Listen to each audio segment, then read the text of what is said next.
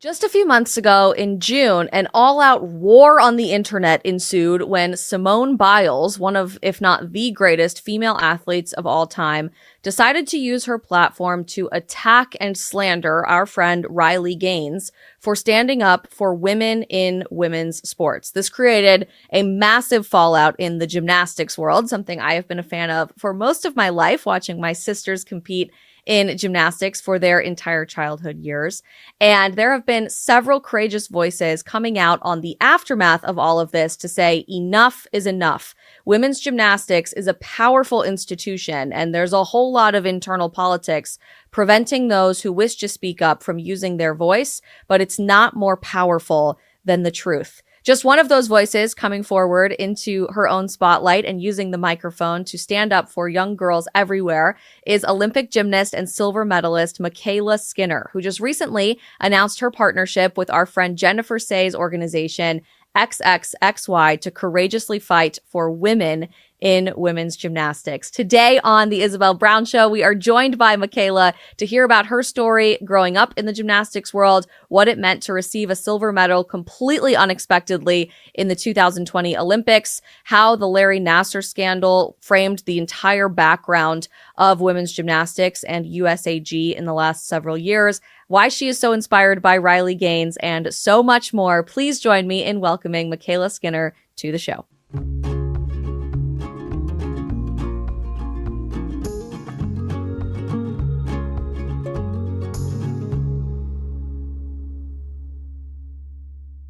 MyKayla Skinner, I am so excited to have you as a guest on the Isabel Brown Show. I am a humongous fan of gymnastics. I will say, embarrassingly, I am not a gymnast myself. Both of my sisters were. I was too old by the time they started it. But I have followed your career and so many of your colleagues in USAG for the last several years, and it is just such an honor to have you on today. Thanks. I'm so excited to be here. And hey, at least you know the gymnastics world. You kind of understand how it works, even if you didn't do it. But it's such an incredible sport, and I'm so glad I got to do it. So yeah, you know, sitting through every single weekend, eventually it definitely sticks with you when you're sitting in the crowd. So very, very fun to jump into the gymnastics world with you today, with women's sports and everything that's next in your career. As we're just getting started, for those that might not be familiar with you and your experience in gymnastics, give us a little window into who MyKayla is. Yeah, so I'm MyKayla. I am 28 years old, and I am from Gilbert, Arizona. We live in Utah now with my husband and our little girl, Charlotte. That's two. We are expecting another one on the way, so lots of craziness going on right now. But I started gymnastics when I was 5 years old, and all my siblings did it. My mom put all of us in it. I have an older brother and two older sisters, and she just fell in love with it. And of course, I was the only one that stuck with it as long as I did. And we just had coaches from a very young age tell my mom she's going to go to the Olympics one day. And my mom's like, are you kidding? Like, that's not going to happen. That's like one in a million, you know? And so, of course, being a little girl, it was always my dream to go to the Olympics. I loved sitting on TV and watching Carly Patterson and Shawn Johnson and just, you know, all my idols, and just sitting there and like, I can't wait to like maybe be there one day with my family in the stands cheering me on, you know, like how cool, but never really knew what it took to get there, right? So we ended up switching gyms, and I went to Desert Lights Gymnastics, and kind of the rest was history. My first year there, I went one meet level 9, went level 10, made junior international elite all in 1 year. So it was kind of crazy. For those that don't really know gymnastics, level 10 is the highest, and you try to go Yeah. to college and get a scholarship. And then elite is kind of the Olympic route, so it's a whole different ball game. But yeah, at the age of 12 years old, I started training elite and sending videos in to Marta Caroli, and, you know, trying to maybe make that Olympic dream a reality. So lots of up and downs, lots of trials, lots of craziness. I have a very unique story through my gymnastics journey. But yeah, that's kind of how I got into it. Was just my mom was a swimmer, didn't ever do gymnastics, but she wanted us to do it. So just kind of followed my siblings' footsteps, and just kept plugging away. And yeah, it was crazy. I was doing 7 hours a day, 42 hours a week at the age of 12. Wow. So basically was my whole life. You know, I think people hear that and they have this connotation associated with gymnastics that it is way too intense for a child to be participating in, even a teenager, because it really is like a full-time job. I mean, you're just constantly at the gym, you're constantly working out. It certainly takes a toll on your body. Knowing what you know now, what can you say about growing up in the gymnastics world, about what it taught you in terms of character building, commitment, the athleticism of it all? Would you still make the decision to go back and do the elite level at such a young age again? It's so hard. I think about this all the time. Obviously, I wouldn't trade it for the world, but it's crazy because now I have 12 nieces and nephews, and so I became an aunt at 10. And so like kind of just watching them now, like they're doing sports, but they're not, grinding, Hmm. 32 plus hours a week, right? They're still enjoying sports, but also having a life where I didn't really get that. And I knew like I wanted to go to the Olympics and this is what it took to get there. So like I chose that path and my parents supported me 100% in what I wanted to do. And they're like, if you want to quit, you don't have to do it. But I knew that this is what I was really passionate about. But I mean, gymnastics teaches you so many things. I feel like even if you don't go to the Olympics or go to college, it teaches you hard work, discipline, just how to be a good teammate, how to be a good friend. And I feel like a lot too, because, at such a young age, you're kind of like molded into this certain human being that they want you to be in gymnastics, right? But I feel like once I got to college and I kind of got to like grow up a little bit and have a life and have fun, it just taught me so much about being a role model, the sisterhood, and just, being that teammate that you want to be. And so I feel like transitioning back, going back into the Olympics, because I was an alternate in 2016. Hmm. So I got fourth at Olympic trials and was replaced by seventh and eighth. So it was very sad. I was put as first alternate. And so I was kind of done with elite gymnastics at that point and wanted to go live my college dreams at the University of Utah. And so it was kind of crazy because I decided after my junior year to go back and train for the 2020 Olympic Games. And I never thought I was going to do that. And I just felt that like burning fire and desire of when I was sitting there 2016 watching the girls compete, being like, I was so close. I could have been on that Hmm. team. And I really want to have no regrets and do this one more time. And so it was crazy transitioning from like, the Marta era, and then now with everything being revamped with USA Gymnastics because of the Larry Nassar stuff and everything that went on, it was a whole different transition going back for the better. And I just felt like I could really like step in and be that role model. I was kind of like the grandma of the team, which was kind of weird because we're old. Like Allie Raisman was like the first grandma. And then I feel like Simone and I kind of stepped in and kind of took that role because we had been in the Marta era and we Hmm. kind of felt like we were the leaders and kind of knew how stuff, kind of ran, just because everything was being redone and new people were coming in. And so we were trying to keep the girls together and keep things positive. And yeah, it was just kind of crazy because I feel like college really helped me grow and I was able to like grow into the person that I wanted to be Hmm. coming back for the next Olympics and just being that leader and that example for those girls and letting them know that they have someone that they can lean on or come to if they're having, a hard time or whatever Yeah. they're going through because we've been there, we've done it, we've experienced it. And it's gymnastics is I feel like the hardest sport there is. And yeah, so it was a crazy transition, but I don't think I would trade it for the world. I think I would do it all over again. Obviously, there's probably things I'd look back on and maybe want to change or do differently, of course. But I'm so grateful for everything that it's taught me, for every life lesson that I've learned, and the trials that I've been through. It's really made me grow and become the person that I am today. So.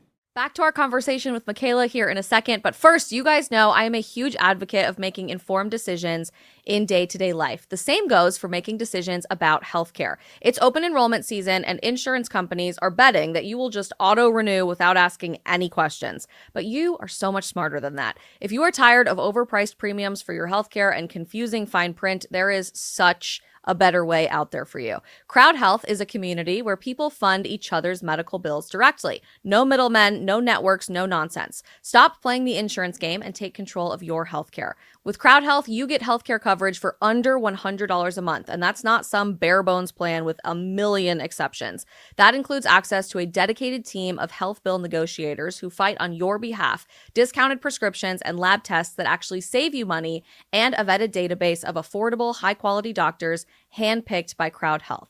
If something major happens, you will only pay the first $500, and then the crowd steps in to help fund all of the rest of your medical expenses. It's honestly what healthcare felt like before everything got way too overcomplicated by a bunch of corporate middlemen. A real community of real people who actually want to help each other with unexpected medical events. You are not just another policy number in some faceless corporation's database. So far, Crowd Health members have saved over $40 million in healthcare expenses because they simply refuse to overpay for care. The system is counting on you staying stuck in the same overpriced, overcomplicated mess year after year. Do not give them the satisfaction. You guys might know I had a pretty major kidney surgery in 2021 around Thanksgiving time. So it's been several years now, but the exact same thing happened to me that happens to so many people every single day with our ridiculous healthcare system. At the 11th hour, United Healthcare tried to pull all of the coverage for my major surgery, and it was a serious battle that my family had to fight for a very, very, very long time.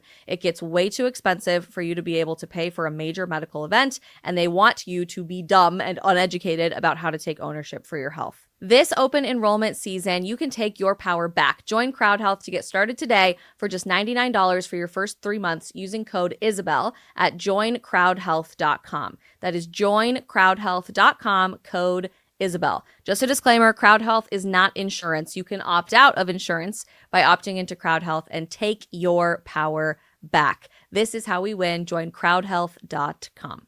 I'm really glad you brought up everything going on in the background of a very, very untenable time in women's athletics and in gymnastics, in particular with the Larry Nassar scandal. I do want to get back to that and ask your thoughts on everything that's been unfolding for the last couple of years. But first, let's jump into the 2020 Olympics. You went to Tokyo with the expectation that you were going to be an alternate again. And because of everything that ended up happening with Simone Biles, one of your teammates deciding not to compete at the last minute there, you stepped in and competed for Team USA. Tell us about that experience and what it meant for you to be able to fulfill those competition dreams, but also serve your country and provide this incredible role model experience for so many other young girls who are watching that situation all over the world.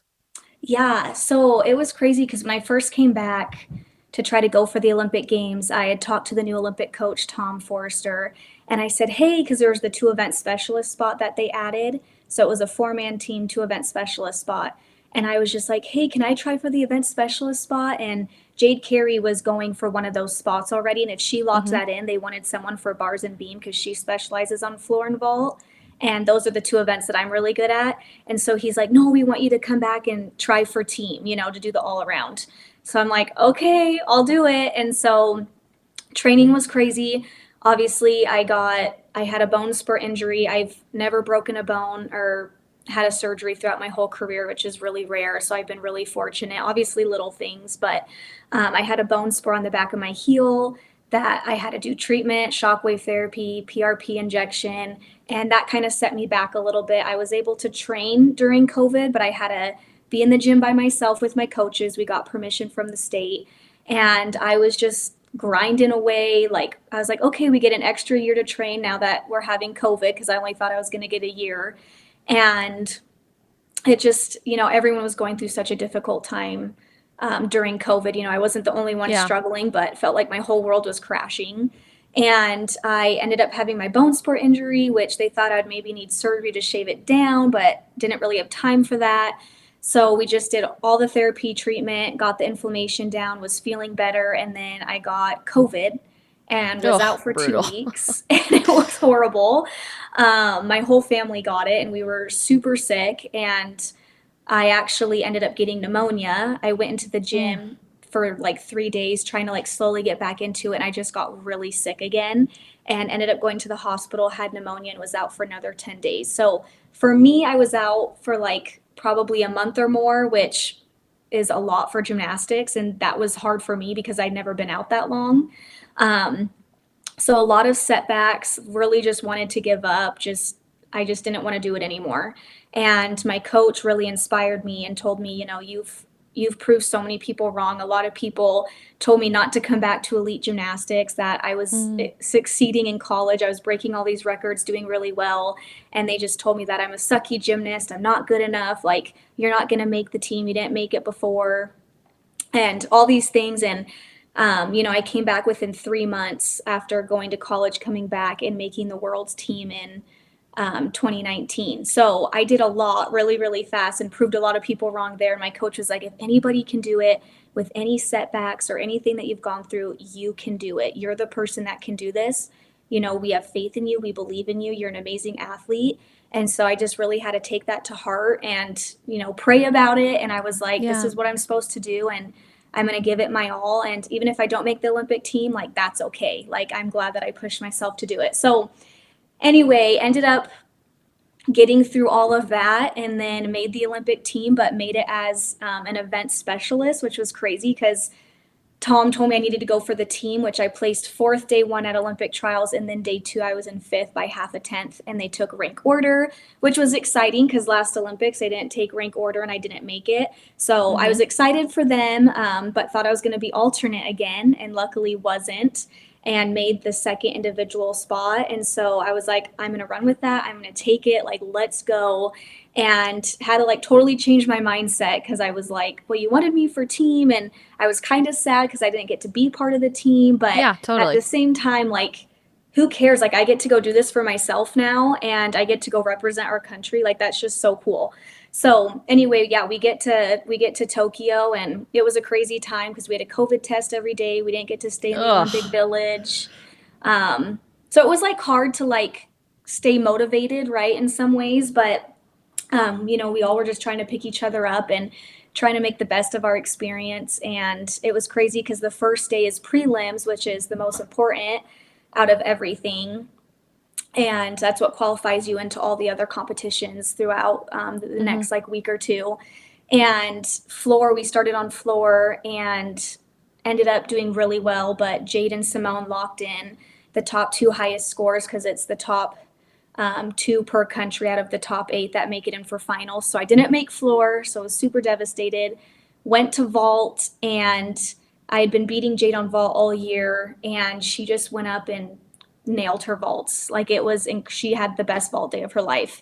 And so the scores came up, and Simone and Jade locked it in, and I didn't make it. And I remember just breaking down, crying, like just being so sad because I knew I was retiring after the Olympics. And I just was like, this is it, and I was just so sad and bummed that I didn't maybe get to qualify for one of those. Anyway, I had to change my mindset around, and I was like, I have 2 more events. Anything can happen. And so I went to bars, and I just felt like this sense of calmness and relief. I get really nervous on those events, and I just felt like God was watching over me the whole time and was just there with me and helped me feel confident. And I went up on bars and crushed my bar routine, got the highest score of the season, and then went to beam, and I was the last one up, which obviously our parents couldn't be there, my husband couldn't be there, and it was so empty. So it was so sad, but all the gymnasts were watching me in that session, and same kind of thing. I just felt calm and confident. I like never feel that way, and went up there and crushed a beam routine, and everyone was so excited cheering me on, and I literally had the best Olympic experience that I could have asked for. And again, like, my whole motto was never giving up, because there were so many times I wanted to give up, and things didn't always go my way. And so it was really cool to be able to be like, I went up there, I did it, and I can show all these little girls that no matter what you go through, that if you keep pushing and striving for your dreams, that it can happen. And just to be able to go up there and represent your country, and just to do what you've been dreaming of ever since you were a little girl, it was incredible. So inspired by the voice of MyKayla and so many others. But before we get back to our conversation, are you looking for a quick but meaningful way to help you engage more deeply with scripture every Sunday? You can check out the Breaking the Bread devotionals from the St. Paul Center. These pocket-sized devotionals are stunning, full-cover, cloth-bound companions for your Sunday worship. Each week features rich reflections on the gospel readings, corresponding teachings from the catechism, and sacred art that helps bring God's word to life. Whether you're reading before church, over a cozy cup of coffee, in your small group, or during quiet time with God all by yourself, Breaking the Bread helps you to slow down, to reflect, and to truly encounter scripture in a meaningful way. You can use code Isabel20 to get 20% off the complete set at stpaulcenter.com/breakingthebreadset, or visit the link in today's show notes. Obviously, I went back to my room that night, cried a ton, and was just like, why does this have to happen to me again? Like, I just really wanted to go and make it for floor vault finals. And we ended up talking to Tom, the Olympic coach, and he said that I could fly home, but I wanted to stay and watch the girls compete in team finals. I wanted to stay and cheer them on. So I was getting my bags packed for the next 2 days and eating dessert, pasta. Like, I was like, I'm done, peacing out and just enjoying myself. Everyone else, was like, going with it. They were just, in the headspace of where they needed to be. And I felt bad because I was just like staying up till 2 or 3 in the morning, doing my thing. And so anyway, we go and we watch team finals, and it was crazy because I had this feeling like I shouldn't go home, but I was like, no, like it's fine. Everything's fine. And my parents had that feeling, and they said, you shouldn't fly home. And anyway, we get to team finals, and the first event was vault, and Simone goes up and gets the twisties, and ends up, For those not in the gymnastics world, real quick, what does that mean? Yeah. So the twisties, I've never had it happen, but I've seen my teammates go through it. It's just this weird thing where sometimes you go and do a skill and you get lost in the air and you open up and you get the twisties, you don't know where you're at. And sometimes your brain like freaks out almost. And then sometimes you have to like go back, do the basics, and kind of get your brain to like remember where you're going, like, okay, I'm going to do a full and I'm going to do a 1.5 to like remember how to twist. And so it is hard because, at the Olympics, we don't have foam pits. We don't have our normal training facilities. So it's not like she can like go and practice, to kind of get her mindset back to where it needs to be. So anyway, she, just wasn't able to go and compete. She was done. And when we were up in the stands, my coach texts me and she's like, hey, they're changing your flights. You're staying. And so I'm like, okay, that's fine. But I was just ready to go home. I was like over it. I did what I needed to do. Everything was great. And then when I got to my room that night, Simone said, like, I'm not going to do vault. You're in. You're going in. And so I'm like, are you sure? Because I'm like, you don't want to try for a medal? I was like, are you sure you want to give that up? So, and I was like, there's no way, like, she's going to go into the gym tomorrow. Everything will be fine. But yeah, 24 hours before vault finals, they officially announced that I was going in and competing and she wasn't going to do it. And so I trained for those next 2 days, and I was the first one up on vault finals, which was so nerve-wracking because I had to sit there and watch all the other 7 girls compete. And the scores kept going, and I was like in first and first and first. And then Rebecca from Brazil went, and she did her vaults. Scores come up. She ended up in first, and then I ended up in second and got to take home a silver medal, which I didn't even think was going to happen. I was like, well, maybe I'll get third. Like, maybe I'll place in the top 3. I don't know. So to take home the silver medal was incredible. And I had cried so much just from like all the ups and downs and everything we were going through. And I was so tired of crying that when I finally got the medal, I wasn't even crying. I was so happy. I was just so excited. Smiling ear to ear. Right? I was like, I can't believe this happened. And, God knew that this was my glory moment that I got to have. And after everything I'd been through and being alternate so many times and all the politics that are involved with gymnastics, obviously I could go on and on for hours about everything that I went through. But it wasn't, when I got that medal, like, it just sits in a drawer, right? I don't really ever look at it unless I maybe need to take it somewhere. But for me, like, when I was standing on that podium, all I could think about was like that little MyKayla that dreamed of this moment becoming a reality, and knowing that all that hard work paid off and everything that I sacrificed, that my coaches, my family, my parents, my husband for the last couple years, like,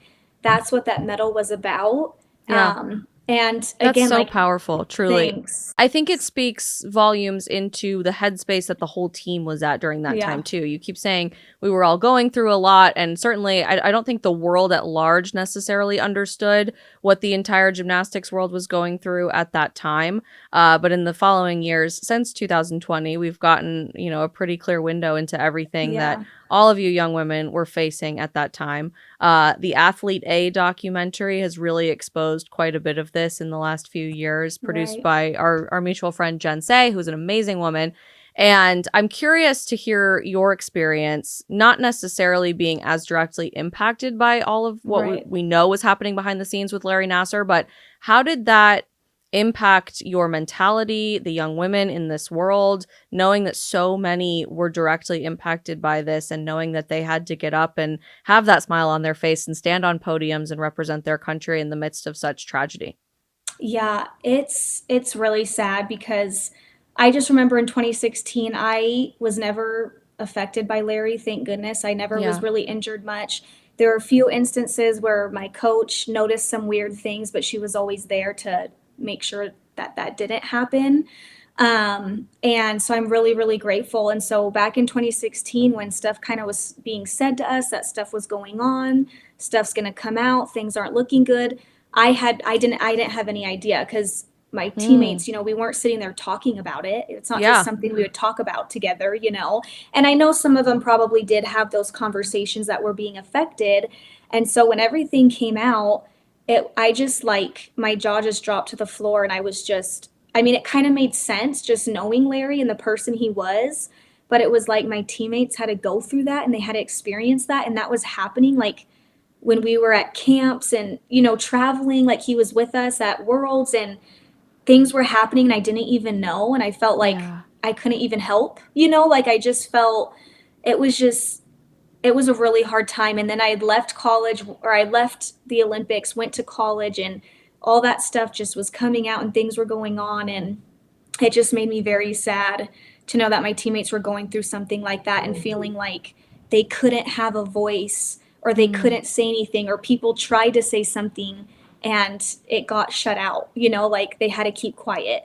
And to me, that's just really, really sad. And that is one of the reasons why I've wanted to be an advocate or to be an advocate and to use my platform. Obviously, protecting women's sports, that's really huge for me. It's something I've always believed in and have been too scared because I feel like in the gymnastics world, we've never been able to advocate for ourselves, Yeah. which is really sad. And it's always kind of been one of those things like, if you say anything or you do anything wrong or you don't do what we want, we're not going to want you. We're not going to use you. And so they use that against us like, oh, well, if you say this, like, we're not going to put you on the Olympic team. Like, it's just very, I don't know. It's a very touchy subject, very hard and very sad. And so being kind of through that with my teammates and seeing everything that happened, and then the feud that happened with me and Simone last year, Yeah. that was really hard to go through. And then when Simone went and attacked Riley Gaines, it kind of gave me that fire and Mm. that drive to want to like use my platform and be like, I don't care what people have to say. Like, I want to do something that I'm passionate and believe in. And I want to give the future gymnasts and future girls of any sport to be able to feel comfortable enough to be able to stand up and fight for what they believe in and to have a voice. So there's a Yeah. lot of things that, play into all of this that's super devastating, but I feel like it's finally my time to have a voice and be able to help these girls. And Give a yeah, it's voice to just those crazy who to be feel in a like they don't sport. have one, right? I mean, Right. you linked that so beautifully that, of course, the two are connected. And it's honestly shocking to me in the wake of everything that we now know about the rampant sexual abuse that was happening against young girls in the Hmm. gymnastics world, how many people are remaining silent about men being naked in women's locker rooms and taking Right. advantage of so many women in different sports, potentially at some point. I mean, we haven't really seen it on a national scale yet, but potentially even gymnastics in the Hmm. upcoming years. And to see people not be able to connect the dots between those two things, and especially watching Simone go after Riley Gaines, and you saw that whole conversation happen several months ago, it was so flooring to me because I can't understand how so many people, especially women, are failing to recognize that this really is an exploitation of women's situation. And we need to be outspoken now more than ever before. It's November, which means the holidays are here, which also means your calendar is probably packed with hosting duties, shopping lists, and endless to-dos. When life gets this hectic, sleep often takes a backseat, but that is exactly when you need it the most. Quality rest is what helps keep you energized for holiday prep, help you stay patient with your family, and lets you actually enjoy this season instead of just surviving it. And here's the truth. If your mattress is not giving you the deepest, most comfortable sleep that your body craves, you are starting every single day at a major disadvantage. That is where our friends at Helix come in. Finding the right mattress doesn't have to be guesswork for you. Helix makes it so simple with their sleep quiz. It asks about your sleep preferences and your sleep style, and then matches you with the mattress that is actually right for you. And they're not just making promises. Helix is the most awarded mattress brand out there, with glowing reviews from Forbes, Wired, and other trusted experts. The best part is they deliver straight to your front door with free shipping, so no hauling anything yourself. Plus, with their Happy with Helix guarantee, you'll get 120 nights to try it out and a limited lifetime warranty. So if it's not working for you, returns and exchanges are totally seamless. It's basically a risk-free way to finally get the sleep that you deserve, especially when you need it the most. When I had my gigantic box of my sleep mattress from Helix show up on my front door, it literally felt like Christmas morning. We've had it for the last several months, and it has made a total game changer for our family when it comes to getting beautiful rest, especially as new parents when we don't have a whole lot of sleep in the middle of the night. You guys can go to helixsleep.com/Isabel for 27% off site-wide. That is helixsleep.com/Isabel for 27% off site-wide. Make sure you enter our show name into your post-purchase survey so that they know that we sent you from the Isabel Brown Show. Again, that's helixsleep.com/Isabel. Riley is an amazing leader in this movement and a dear, dear friend of mine. I know she's been incredibly inspiring to you, and she's done amazing work with an organization called XXXY, started by, again, our mutual friend Jennifer Say, also from the gymnastics world at some point. You just recently announced that you are engaging in a new partnership with them. Can you tell us a little bit about that and what your advocacy for girls' sports is going to look like in the future? Yeah, I'm so excited. I'm like wearing merch all the time. I love it. I'm so excited. I had gotten connected with Jen kind of after the feud between Simone and Riley happened, and just trying to figure out how I can use my platform, how can I use my voice. Got connected with Jen, and she is incredible. Obviously, she was an elite gymnast, amazing in her time. Really looked up to her and everything that she's done with XXXY Athletics. Incredible. And same with Riley. I remember her team had reached out to us a few years ago, and of course, being in the gymnastics world and not having a voice and being scared to speak up, they had reached out asking if we wanted to be a part of her movement. And right away I told my husband, like, yeah, let's do it, I want to do it. And then we had to like sit and think about it, and we're like, I don't know, like, I don't want to be canceled, or everything that can come with it, which is sad because I shouldn't have to worry about that. Like, we should be able to have a voice and talk about what we believe in. And so we had said no. And then just as the years have gone on and things have gotten so bad, and now having a daughter, I don't want that for my daughter. And thankfully, gymnastics has been my safe place and a safe space for me. But I don't know if my daughter's going to do gymnastics. Yes, it's not rapid in gymnastics yet, could get there, right? But in any sport that she might want to do one day, I just don't want that for her. I want her to feel safe, protected, and loved. And I want her to have the same experiences that I got to have as an athlete. And I don't want her changing in a locker room with a biological man. Like, that's just, it's not okay. Which should not be a controversial thing to say, right? No. And here we are, where you've had to be worried about that for so many years. So to see you be willing to speak up about it, even now, is so inspiring and so, so important. Thanks. And it has been scary, but if anything, the outcome has been incredible. The amount of DMs, the amount of parents. And I feel like once you become a parent, it definitely hits closer to home because your child is growing up in this world, that's so scary. And so just being that advocate for them and just showing these other girls that they can have a voice too, and that it's okay to not want to have to compete against a biological man. So Anyway, it's been great. It's been scary. I'm still learning, and Jen has really helped me. Riley, inspires me every day, and they're doing amazing things. And so I'm just so grateful to be working with XXXY Athletics and to continue this journey. And I can't wait to see what else is to come. Do you, in our last few minutes together, have a message maybe pointedly for someone like Simone Biles or other female athletes out there on the responsibility that they have to give a voice to young women and this next generation of girls who want the same magical experiences to compete safely and joyfully and experience that real sisterhood that you guys had growing up? How can more people have that courage? How can they pursue the truth and be unafraid of the backlash if and when that ever comes? Yeah, I mean, for me, definitely not worrying about the backlash. It's gonna happen, it's gonna be there, but those aren't the people that I want on my side in my corner. Those people don't matter. It's about Mm. fighting for what's right and what you know is right, and letting girls have the same freedom that we did in sports, right? But if anything, yeah, I just encourage, my Olympic teammates like Simone, Team USA, anybody with any sport. I would love to see them come together, rally together to really think about this so that these girls can have the same playing field as we did and had the same opportunities. I just really hope that I've been able to inspire them at least a little bit and can continue to, and that they can really think about how much this is affecting athletes, women athletes all over the world. And um, I just want them to have that same safe space that we've had. So it'd be really cool to Yeah. see them step forward and maybe come out and even connect with us with XXXY Athletics. I think would be really cool. So I think the biggest thing is just hopefully I've been able to inspire them to do the same.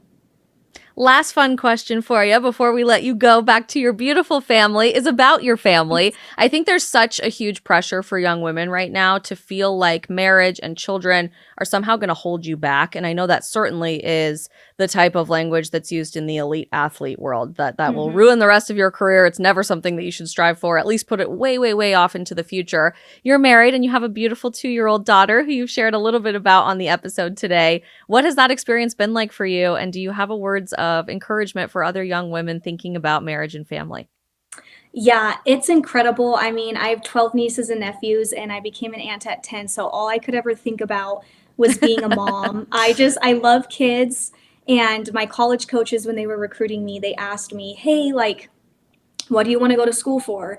And I'm like, I don't really want to go to school. I don't know what I want to be. I just want to be a mom. And they just start laughing.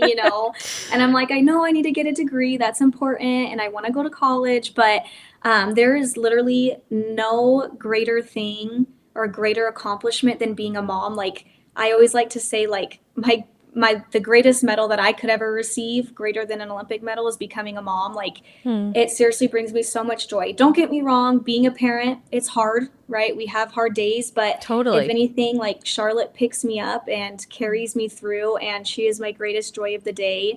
It's been a blast.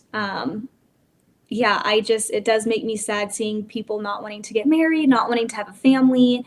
And that's something that I've always been passionate about, believed in, watching all my siblings get married and have kids. And it was just something that I wanted to have. And seeing, like having my mom there with me through thick and thin and through all the Yeah. sports. And I wouldn't have been able to be there without my parents, right?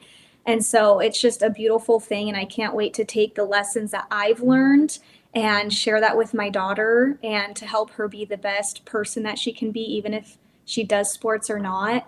Hmm. Um, but yeah, just taking the life lessons that I've learned and implementing those into her. And yeah, being a parent, it's great. I know people say, I don't want to have a kid. I don't ever want kids. And they end up getting pregnant and they literally say, I can't believe I didn't want kids. Yeah. Like once you have your own baby, there's just nothing like it. Um, yeah, until you've been there and done it, like it's hard to explain it, but it's incredible. And I would encourage anyone and everyone to have kids. It's the most beautiful thing, in the connection and the love between your Hmm. spouse and your children and that bond. Like there's just nothing like it. And it just makes life more fun. Like Amen. it just makes everything Amen. better. You to know, that. holidays are more fun. You get to like feel like you're in the spirit again and you're like a little kid at Christmas, and just seeing the world through their eyes and how smart they are, and seeing how they're going to step into the world and educate the Yeah, world, and hopefully go and do great things. So yeah, that's so it's powerful. beautiful. I love it. It's great. It's God's greatest gift. Amen to that. MyKayla Skinner, thank you so much for your voice, for your courage, for the beautiful message that you are giving to young women all over our country and the world. We are so excited to have had you on. We'll definitely have you back very soon. And I, for one, just cannot wait to see how many people you inspire with your bravery and continuing to stand up for women, even when it's crazily the least popular thing to do in our country. So thank you very much.